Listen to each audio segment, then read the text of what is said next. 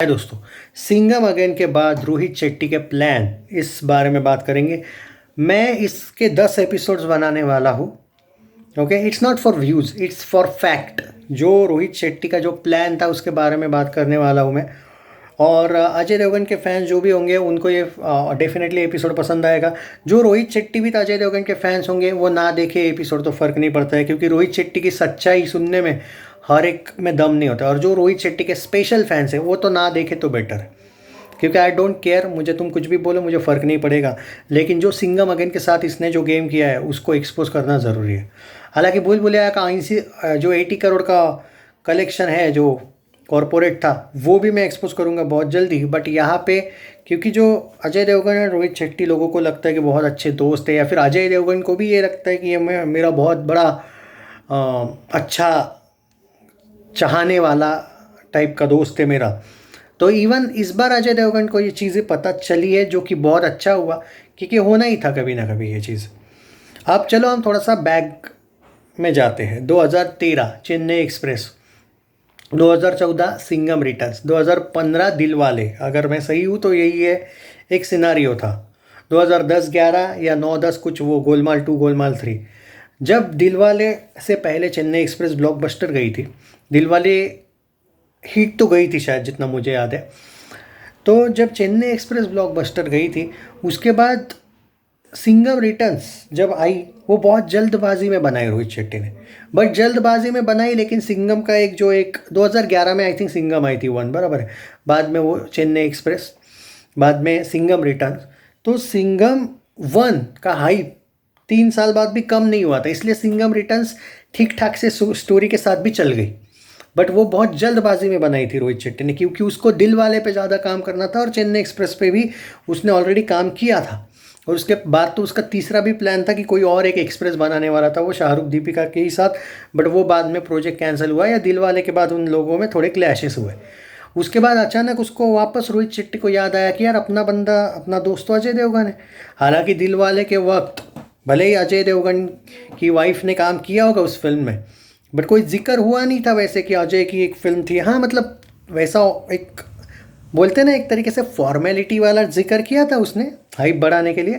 But दिल वाले जो भी थी जैसी भी थी, छोड़ो वो बात नहीं। यहाँ पे एसआरके का कोई सवाल नहीं आता है कि मैं उसको कोई कुछ बोलूँ यहाँ पे।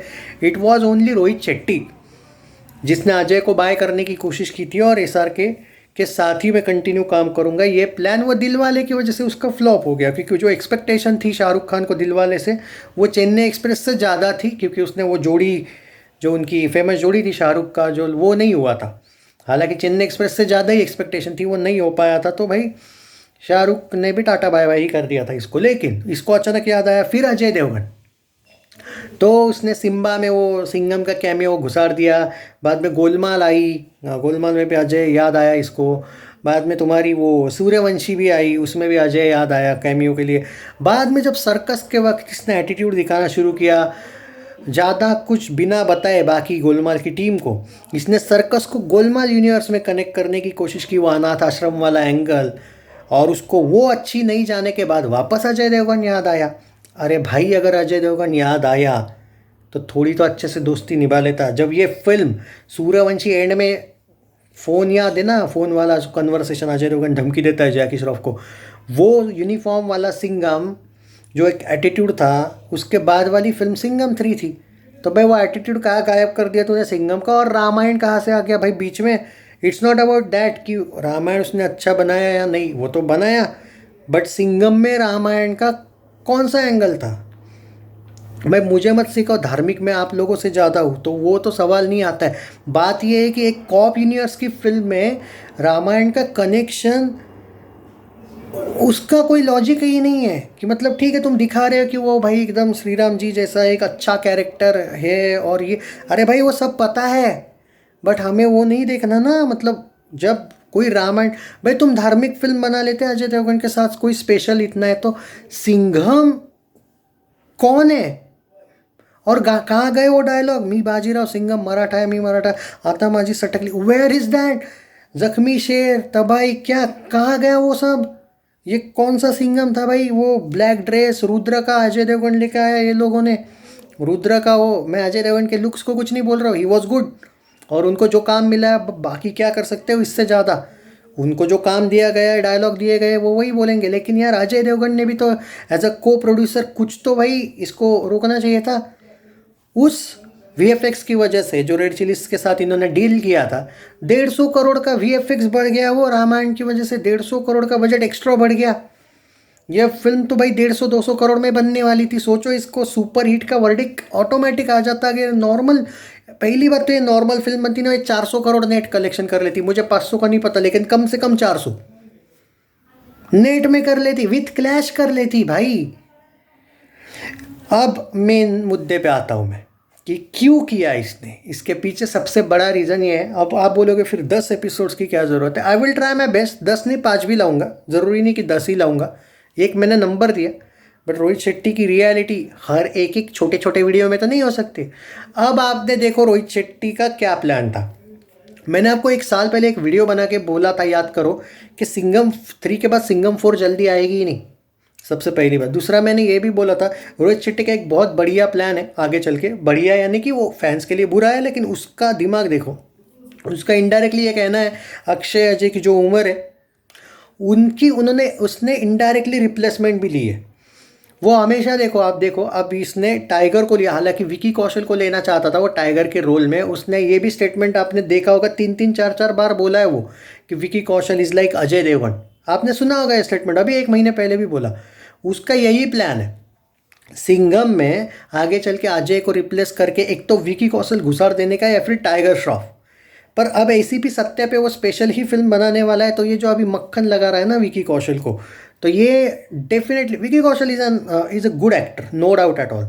और वो भी भाई एक्शन डायरेक्टर का ही बेटा है, और अजय देवगन भी एक्शन डायरेक्टर का बेटा है। इसका लॉजिक देखो रोहित शेट्टी, ये आप कोई इतने इजीली आप बॉलीवुड को नहीं पकड़ पाओगे भाई।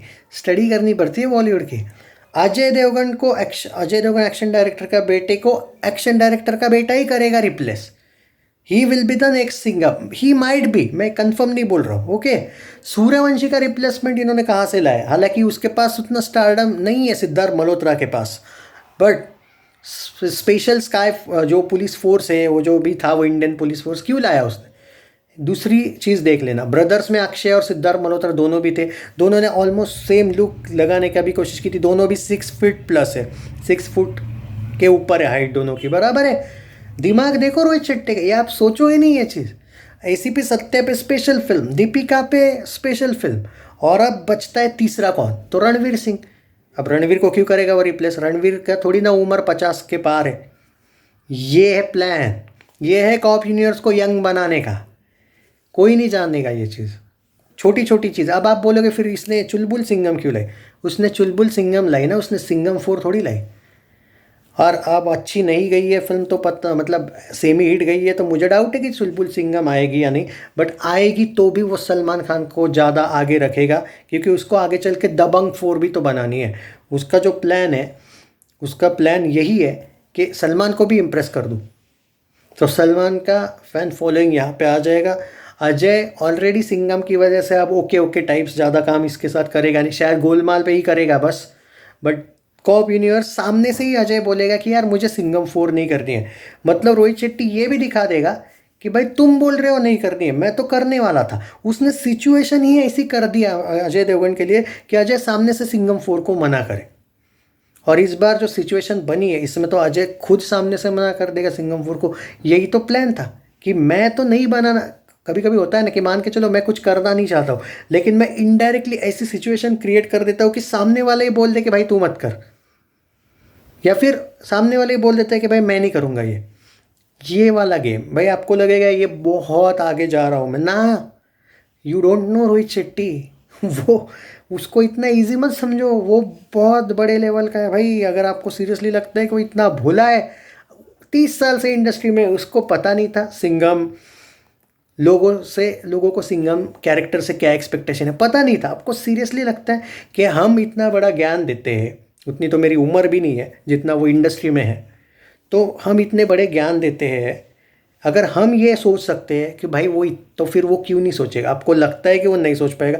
अरे उनको सोचने के लिए भी भाई 10-10 स्टाफ होते हैं उनके पास। कुछ लोग तो ज़रूरी नहीं कि एक ही दिमाग, या क्या 10-10 स्टाफ के पास ये दिमाग नहीं था कि आप रामायण का एंगल मत लाओ सर, और अगर लाना है तो दशहरे पे रिलीज़ करनी चाहिए। रामायण का एंगल ही है तो भाई इसको करना ही था ना इस।